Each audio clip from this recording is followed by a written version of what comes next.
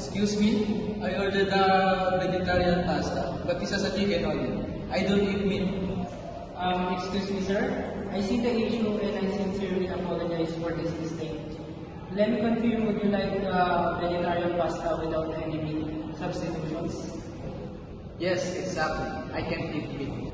I completely understand. I have the correct dish prepared that away and I also bring you a complimentary appetizer while we wait.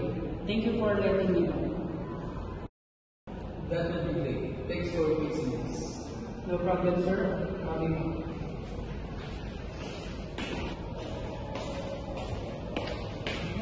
Excuse me, sir. Here's your vegetarian pasta, made exactly to your preference. I appreciate your patience and I hope you enjoy your food. Thank you very much. I really appreciate your activities.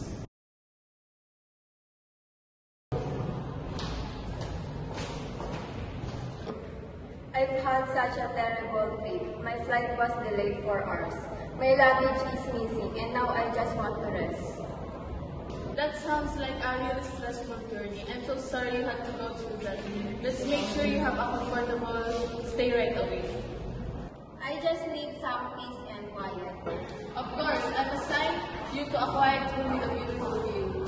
And I have some complimentary refreshments set up. If you need anything else, just let us know. That would be wonderful. Thank you so much. Thank you, Mom, and you're safe.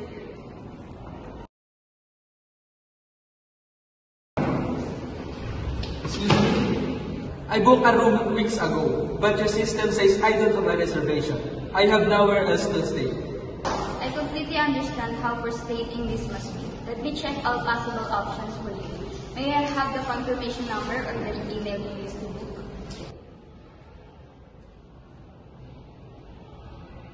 Here's the email. Thank you. I find your reservation under a slightly misspelled name. Your room is ready and I'd like to offer a complimentary upgrade for the inconvenience. Oh, that's great. I was worried. Thank you. I've been waiting forever. Why is check-in taking so long? This is ridiculous. I sincerely apologize for the wait. We've had a high volume of check-in today, but I appreciate your patience. Let me get you check-in right away. You better. This is unacceptable.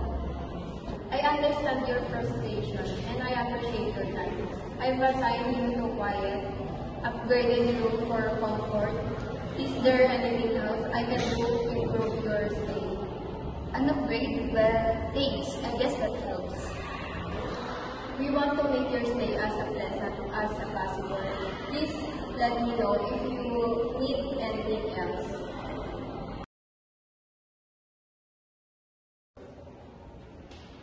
Excuse me, can I check out on 3 p.m. instead of noon? I'd love to accommodate that, but unfortunately, we're fully booked, so we need to prepare the room for the next guest.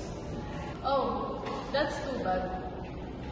However, we do offer luggage storage if you like to explore the area before leaving. You're also welcome to use our lunch and amenities for checkout.